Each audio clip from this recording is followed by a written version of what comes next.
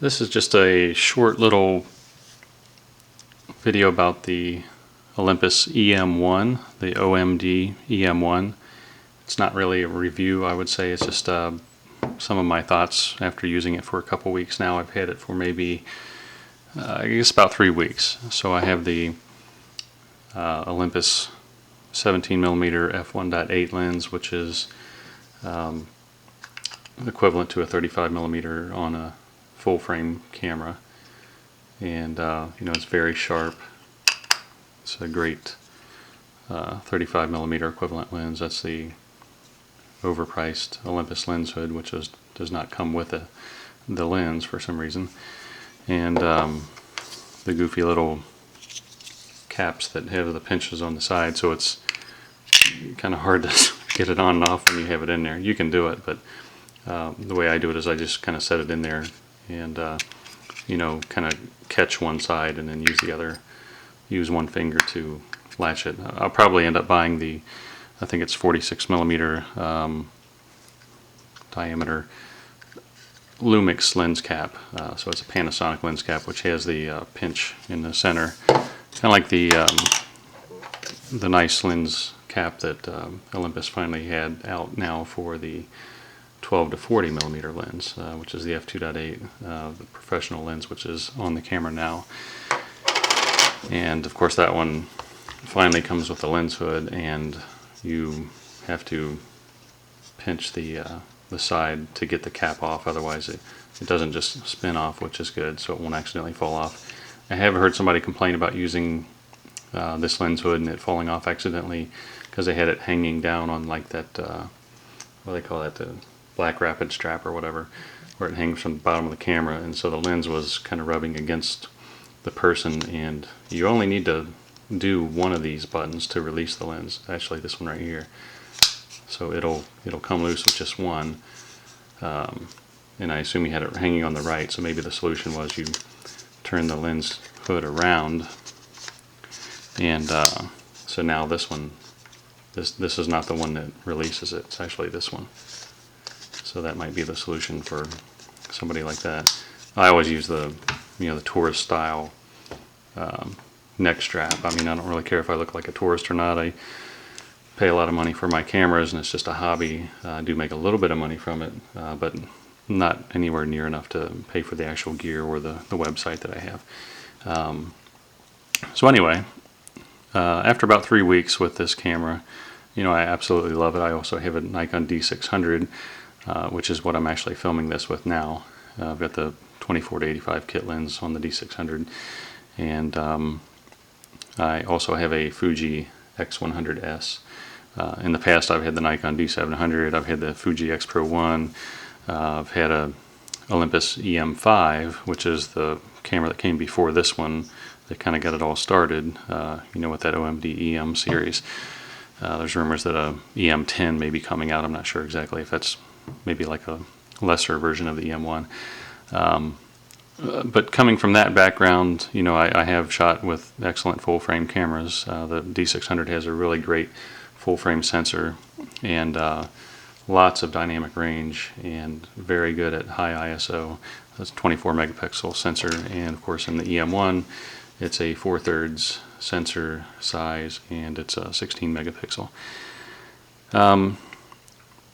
You know, the built-in image stabilization in the E-M1 I think is outstanding.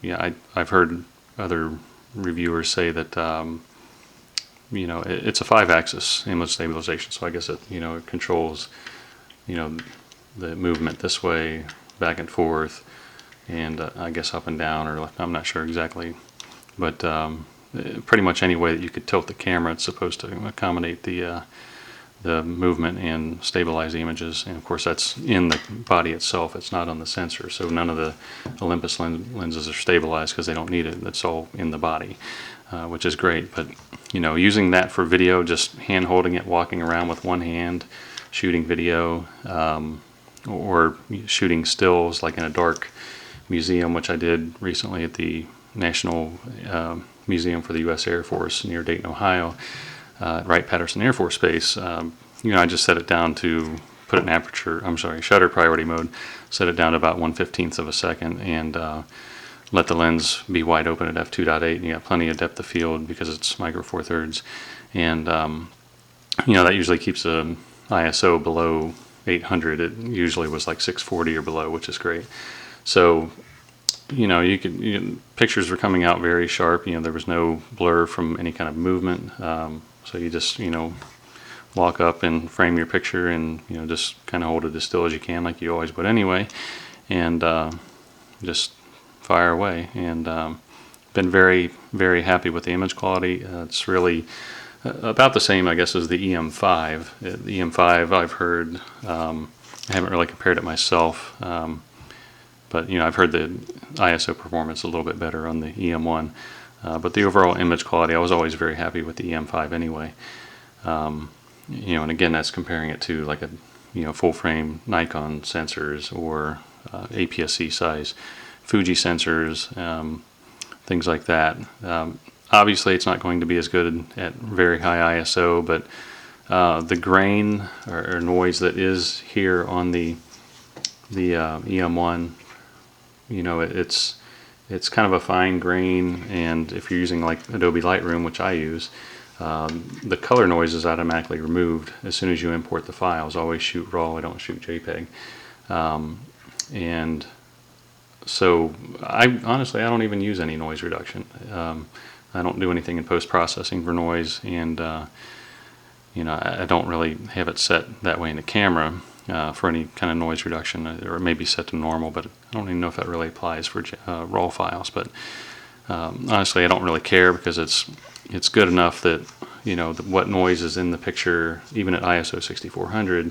If you're making normal prints, I'd say even up to like 8x10 and so on, or maybe a little bit bigger.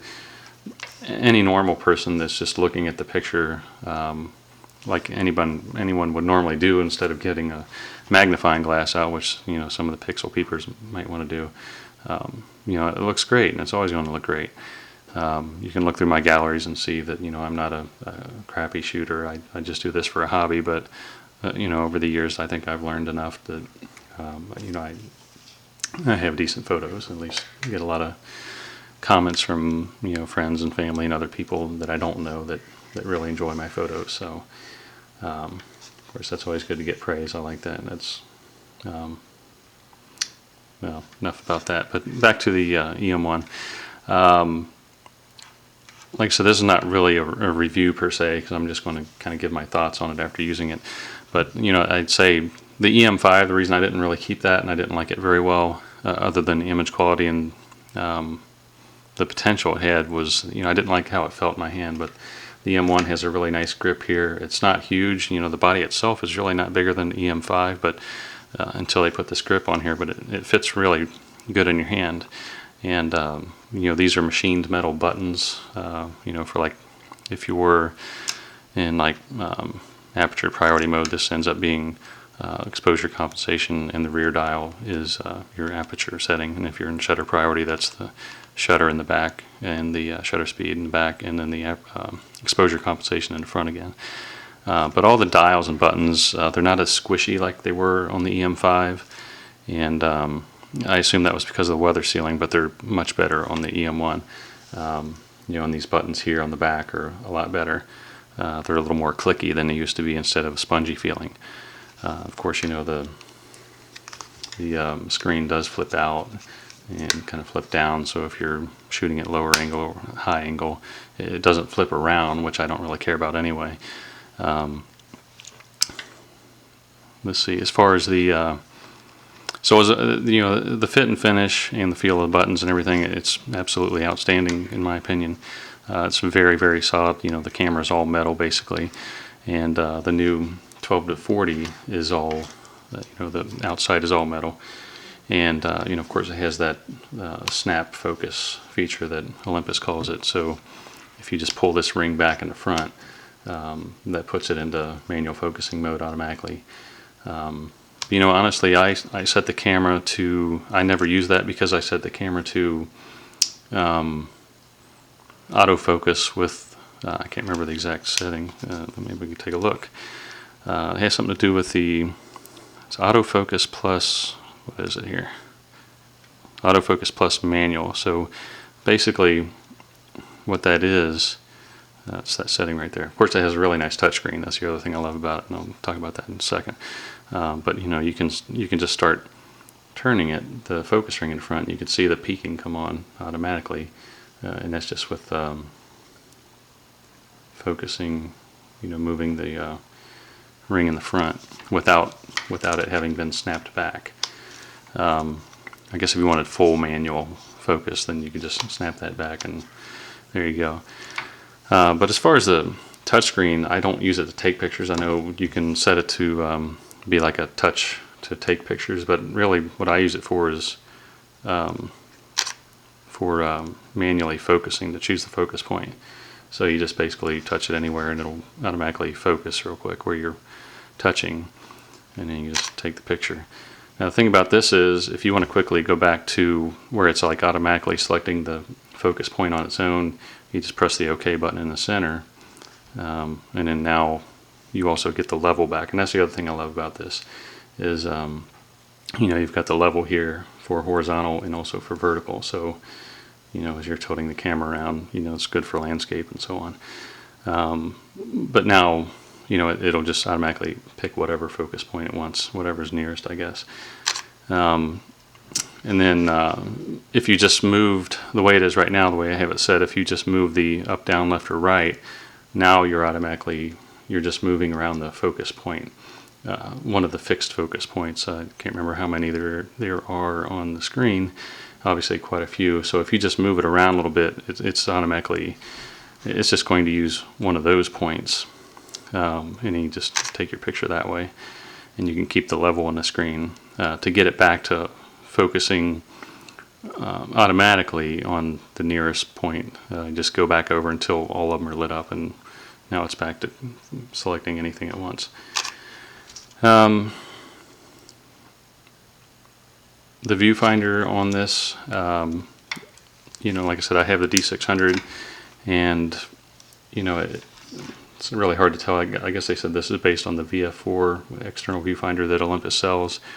It's like a little over 2 megapixel resolution, but it's bright. It appears to be accurate as far as the colors go. I think the brightness actually automatically adjusts when you're outside. I think that's the way it is.